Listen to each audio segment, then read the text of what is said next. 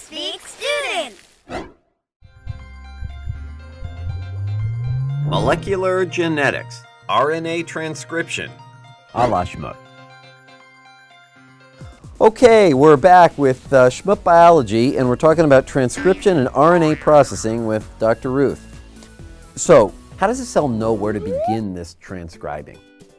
Yes, that's an excellent question. So, it depends on whether you're talking about prokaryotic cells like bacteria or eukaryotes like human cells.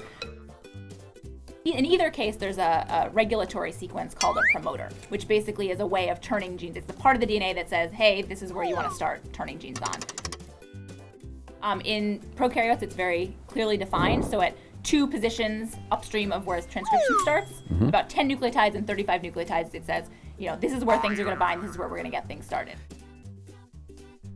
And where does the promoter, what is the actual thing it does that starts the sequence? Where does it get the intelligence to know that it's this cell or this sequence that it wants to begin at? Yeah, so they're basically, it's kind of like a co-evolution thing, but the DNA has a certain sequence, and there are proteins that bind there called transcription factors, and so they recognize the sequence and say, hey, this is where we want to turn things on, and those proteins bind, and then they'll recruit the RNA polymerase to get things started. And how do the proteins bind in the adenine-thymine style, where there's A fits with B? It's a similar idea. In this case, it's not really the same sorts of bonds, but basically certain transcription factors have they have special parts of the protein that say hey, I happen to recognize this sequence of DNA, and they'll kind of jump along, and then when they see that sequence, they'll stick there. And then what are the transcription factors that bind the promoter? Talk about what the rules are that it plays by. Yeah, so it depends. There are tons and tons of different transcription factors in our bodies, and each set of transcription factors has a specific DNA sequence that it recognizes. So it'll only bind to a certain promoter, and it'll be able to pull in the RNA polymerase there. Got it. Yep. Okay, makes a ton of sense. All right. So what is the Tata box? So eukaryotic cells don't have super clearly defined promoters, but they have upstream of where they get transcription started, there are T and A rich elements. So they're called Tata boxes because they have lots of T's and A's. All right, so we're G-rated site, so I don't have to worry about any issues yep. there. Okay, got it. So we've talked about how a promoter knows where to start. How does it know where to end?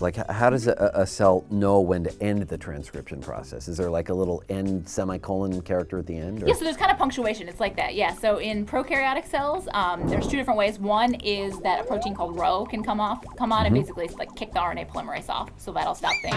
Or the RNA itself that's growing will fold into a structure basically that blocks the RNA polymerase from going any further. So that's what happens in prokaryotes. In eukaryotes, it's a little bit different. There's a sequence called the polyadenylation signal sequence, which is AAU, AAA. And at that point, that's kind of the stop sequence. And some proteins come in, kick the RNA polymerase off. Okay, and just to review for those of us with memories like goldfish, prokaryotes are what, and eukaryotes are what? Prokaryotes are like bacteria, and eukaryotes are most other things. Everything else. Yep. Got it. Okay. How does a cell know when to start transcribing? How does a promoter know what to do? What is the Tata box? Giggity. How does a cell know when to end transcribing? What are prokaryotes and eukaryotes?